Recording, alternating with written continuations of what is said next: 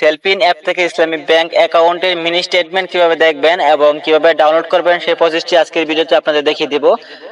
So প্রথমে এর জন্য কিন্তু আপনাদের জাস্ট সেলফিন অ্যাপটি ইনস্টল করতে হবে। সেলফিন অ্যাপটি ইনস্টল করে আপনি জাস্ট নাম্বার এবং পাসওয়ার্ড দিয়ে সেলফিন অ্যাপটি লগইন করে নেবেন। লগইন করার পর আপনি জাস্ট ব্যাংক অ্যাকাউন্টটি অ্যাড করে নেবেন।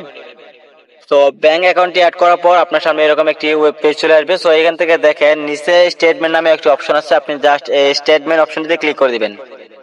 সো স্টেটমেন্ট অপশন দিয়ে ক্লিক করার পর আপনি এখানে দেখতে পারবেন যে সেলফিন এবং অ্যাকাউন্ট নামে একটি অপশন আছে, আপনি জাস্ট অ্যাকাউন্ট অপশনে ক্লিক করে দিবেন।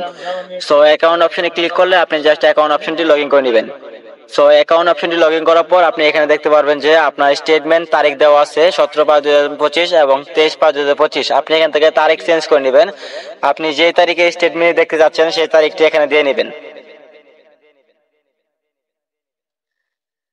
এখান থেকে আপনার সেলফিনের পিন নাম্বার চাবে, আপনি সেলফিনের পিন নাম্বারটি এখানে দিয়ে দিবেন। আপনি সেলফিন অ্যাকাউন্ট ক্রিয়েট করার সময় যে পিন নাম্বার দিয়েছিলেন জাস্ট সেই পিন নাম্বারটি এখানে দিয়ে দিবেন।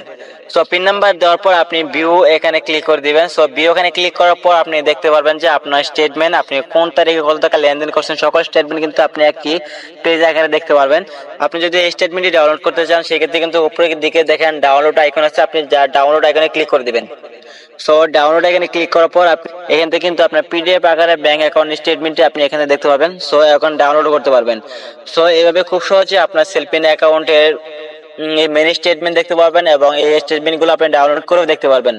তো এই ছিল ভিডিওটি ভালো লাগলে অবশ্যই ভিডিওটাকে লাইক দিবেন। ধন্যবাদ।